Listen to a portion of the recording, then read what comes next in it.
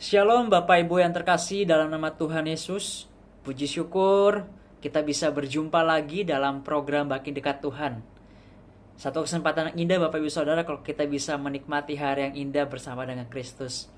Biarlah pada hari ini kita bersama-sama merenungkan firman Tuhan yang kita akan renungkan, dan biarlah kebenaran firman itu memenuhi hati kita. Mari kita berdoa. Bapa dalam surga, kami bersyukur pada kesempatan ini karena anugerah-Mu ya Tuhan, kami bisa bangun melihat suasana yang indah, menikmati hari yang indah bersama keluarga kami, menikmati udara yang sejuk oleh karena pernyataan Bapa. Ya Tuhan Yesus, sebentar kami akan merenungkan firman-Mu pada hari ini. Biarlah Engkau berkati kami, berikan kami hati yang mau menerima kebenaran firman-Mu. Biarlah ya Tuhan, firman yang kami dengarkan, yang kami baca, itu mengubah seluruh kehidupan kami, dan kami juga bisa melakukannya dalam kehidupan kami. Dan berkati juga hamba-Mu yang terbatas ini, biarlah Engkau pakai terus dalam beritakan Injil-Mu. Dalam nama Tuhan Yesus kami berdoa dan mengucap syukur. Haleluya. Amin. Ya Bapak Ibu Saudara, pada hari ini kita akan merenungkan satu tema, yaitu Be Mercy atau Show Mercy, yang kita akan renungkan dalam Lukas 6 ayat 36. Saya akan bacakan untuk kita semua dari Lukas 6 ayat 36. Demikianlah firman Tuhan. Hendaklah kamu murah hati sama seperti Bapamu adalah murah hati. Hendaklah kamu murah hati sama seperti Bapamu adalah murah hati. Bapak Ibu Saudara yang dikasihi Tuhan, hidup sebagai orang Kristen yang kita jalani itu bukan hanya tentang menjalankan ibadah atau mentaati perintah Tuhan secara legalistik, tetapi juga tentang bagaimana kita mencerminkan karakter Kristus dalam kehidupan sehari-hari kita. Nah, salah satu karakter yang paling sering disebut dalam Alkitab adalah kemurahan hati atau belas kasihan. Dalam Lukas 6 ayat 36 yang tadi kita baca bersama-sama Bapak Ibu Saudara, dikatakan di sana Yesus berkata, "Hendaklah kamu murah hati sama seperti Bapamu dalam murah hati." Perintah ini bukanlah sekedar ajakan, tetapi panggilan bagi setiap kita untuk hidup dalam kemurahan hati, sebagaimana Allah telah menunjukkannya kepada kita. Tetapi bagaimana Bapak Ibu Saudara kita bisa menjalani atau menghidupi kemurahan hati ini dalam dunia yang penuh ketidakadilan, dunia yang penuh dengan persaingan yang begitu ketat? Bagaimana kita bisa menjalani dengan sikap egois yang banyak, yang sangat kuat dalam dunia ini? Tapi mari Bapak Saudara kita menggali firman Tuhan lebih dalam lagi untuk memahami konteks dari Lukas 6 ayat 36 ini, serta bagaimana kita dapat menerapkannya dalam kehidupan sehari-hari kita. Lukas 6 ayat 36 ini Bapak Ibu Saudara adalah bagian dari pengajaran Yesus dalam khotbah di tempat yang datar yang sejajar dengan khotbah di bukit dalam Injil Matius.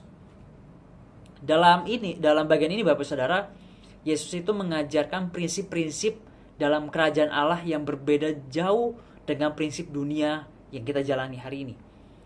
Sebelum ayat 36 itu dimulai, Yesus berbicara tentang kasih kepada musuh, di mana Dia memerintahkan kita untuk mengasihi mereka yang membenci kita, memberkati mereka yang mengutuki kita, bahkan berbuat baik kepada mereka yang kita rasa tidak pantas untuk kita berikan kepada mereka.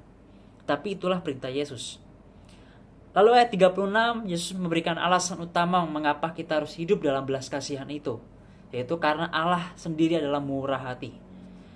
Nah, dalam bahasa aslinya, yaitu bahasa Yunani Bapak Ibu Saudara, kata murah hati ini digunakan di sini adalah dengan kata oiktirmon, yang berarti belas kasihan yang mendalam dan aktif, bukan hanya sekedar perasaan simpati atau empati, tetapi tindakan nyata dalam menunjukkan kebaikan kepada orang lain, bahkan kepada mereka yang tidak layak menerimanya. Nah, pertanyaannya bagi kita adalah, mengapa sih kita harus belas kasihan itu kita tunjukkan?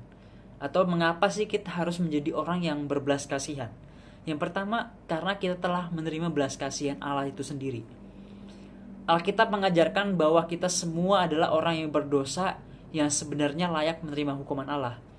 Namun Bapak Ibu Saudara, dalam Efesus 2 ayat 4-5 mengatakan, "Tetapi Allah yang kaya dan rahmat itu oleh karena kasih-Nya yang besar yang dilimpahkannya kepada kita, telah menghidupkan kita bersama-sama dengan Kristus.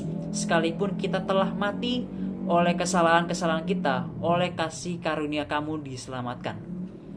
Kita tidak diselamatkan karena perbuatan kita, tetapi semata-mata karena belas kasihan Allah saja kita diselamatkan.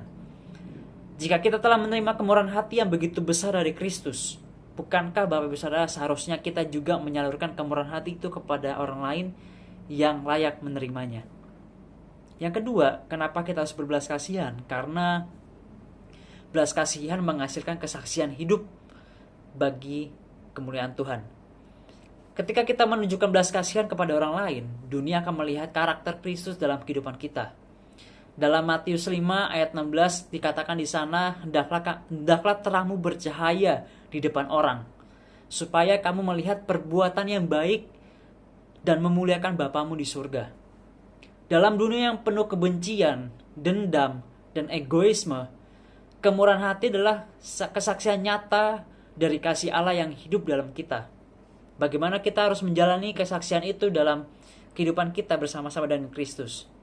Yang ketiga, Bapak Ibu Saudara, mengapa kita juga perlu menjadi orang yang murah hati, menunjukkan belas kasihan Allah itu kepada sesama kita, karena Allah akan memberi upah bagi orang yang murah hati. Yesus juga berkata dalam Lukas 6 ayat 38, berilah dan kamu akan diberi. Suatu takaran yang baik, yang dipadatkan, yang digoncangkan dan ditumpahkan keluar akan dicurahkan ke dalam ribaanmu. Ini bukan tentang teologi kemakmuran, tetapi tentang hukum rohani bahwa kemurahan hati adalah akan mendatangkan berkat baik secara spiritual maupun relasi dengan sesama. Jadi bagaimana kita menjalani kehidupan kita, Bapak Ibu Saudara, yaitu hendaklah kita juga bermurah hati kepada orang lain. Lalu bagaimana kita bisa hidup dalam kemurahan hati bersama-sama dengan Kristus dan bersama-sama dengan orang percaya di sekitar kita. Yang pertama, Bapak Saudara, marilah kita mulai dengan hati yang mengampuni. Salah satu bentuk kemurahan hati terbesar adalah mengampuni orang lain. Kolose 3 ayat 13 berkata, sabarlah kamu terhadap seorang yang lain, dan ampunilah seorang akan yang lain apabila yang seorang menaruh dendam terhadap yang lain, sama seperti Tuhan telah mengampuni kamu, kamu perbuatlah juga demikian. Kita tidak bisa hidup dalam kemurahan hati jika kita masih menyimpan dendam dan kebencian. Oleh sebab itu, Bapak Saudara, marilah kita dengan hati yang terbuka untuk bisa mengampuni orang lain, sehingga murah hati itu kita bisa jalankan dalam kehidupan kita. Yang kedua, Bapak Saudara, bagaimana kita bisa menjalani kemurahan hati itu mulai dengan langkah berbuat baik tanpa pamrih. Yesus berkata agar kita tidak hanya berbuat baik kepada orang yang bisa membalas kita, tetapi juga kepada mereka tidak bisa memberi apa-apa kembali. Artinya, Bapak Ibu Saudara, belas kasihan yang sejati itu tidak mencari keuntungan pribadi, tetapi mencerminkan kasih Kristus tanpa syarat. Kalau misalnya Kristus meminta balasan kepada kita, Bapak Ibu Saudara, maka kita tidak bisa membalasnya dengan sedemikian rupa. Karena kita tidak dituntut bagaimana seharusnya. Oleh sebab itu, marilah kita juga berbuat baik tanpa pamrih, tanpa membalaskan apa yang harusnya kita terima. Dan itu mencerminkan karya Kristus dalam kehidupan kita, di dalam keselamatan kita sudah terima. Yang ketiga, yaitu menjadi saluran berkat dalam kehidupan sehari-hari kita. Belas kasihan bukan hanya tentang perasaan, tetapi tindakan nyata. Yakobus 2 ayat 15-17 berkata begini. Jika seorang saudara atau saudari tidak mempunyai pakaian dan kekurangan makanan sehari-hari, dan seorang di antara kamu berkata, selamat jalan, kenakanlah kain panas dan makanlah sampai kenyang, tetapi ia tidak memberikan kepadanya apa yang perlu bagi tubuhnya, apa gunanya itu? Ayat ini berbicara tentang bagaimana kita memberikan semangat kepada orang lain, selamat jalan kepada orang lain, tetapi kita tidak memberikan sesuatu kepada orang lain. Menjadi murah hati berarti kita menjadi berkat bagi orang lain dalam tindakan nyata, Bapak Ibu Saudara. Entah itu melalui waktu, entah melalui tenaga, atau sumber daya yang kita miliki dan lain sebagainya.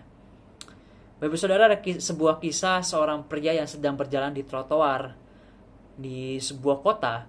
Ketika ia melihat seorang tunawisma duduk di pinggir jalan dengan wajah yang penuh kelelahan, penuh keletihan, banyak orang melewatinya tanpa peduli. Pria itu pun merasa tergerak dan membelikan makanan serta berbincang dengannya. Ketika ia menyerahkan makanan itu, tunawisma itu menangis dan berkata, "Sudah lama tidak ada orang yang memperlakukan saya seperti manusia. Ketika saya akan melihat kamu, maka saya akan sangat merasa terharu sekali karena kamu memperlakukan saya seperti manusia." Bapak Saudara, kemurahan hati bukanlah hanya soal memberi sesuatu, tetapi melihat nilai dalam diri orang lain, seperti Tuhan melihat kita dengan kasih-Nya. Bapak Saudara yang kasih Tuhan, hidup dalam kemurahan hati adalah panggilan kita sebagai anak Allah. Kita dipanggil untuk mencerminkan karakter Bapa yang penuh belas kasihan, bukan hanya kepada orang-orang yang baik kepada kita, tetapi juga kepada mereka yang sulit untuk dikasihi, kepada mereka yang mungkin membenci kita saat ini, kepada mereka yang menyebalkan kita saat ini. Ketika kita hidup dalam kemurahan hati, kita sedang menunjukkan kepada dunia bahwa kita adalah murid-murid Kristus. Dan yang lebih penting lagi adalah kita sedang menyatakan kasih Allah yang nyata dalam kehidupan kita sebagai orang percaya. Oleh sebab itu Bapak Saudara, maukah kita menjadi pribadi yang penuh dengan belas kasihan seperti Bapa di surga? Marilah kita menjadi saluran kasih dan kemurahan hati Allah bagi dunia ini. Mari kita berdoa. Bapa dalam surga, kami bersyukur firman-Mu meneguhkan kami, mengoreksi kami, menegur kami, mengingatkan kami bersama-sama bahwa kami harus menjadi orang yang murah hati, menunjukkan belas kasihan itu seperti Engkau telah berbelas kasihan, bermurah hati kepada kami.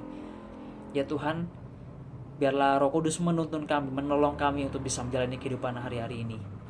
Di dalam nama Tuhan Yesus kami berdoa dan mengucap syukur. Haleluya. Amin. Shalom Bapak Ibu Saudara, Tuhan Yesus memberkati.